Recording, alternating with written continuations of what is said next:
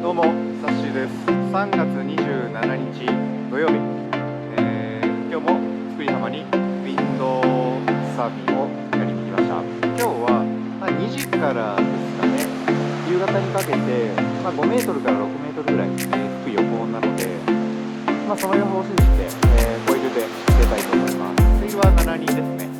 予報通り風が入ってくれば、いい感じに飛べるんじゃないかと思います。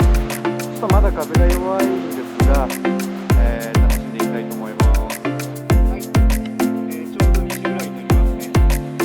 ではフォイルで楽しんでいきたいと思います。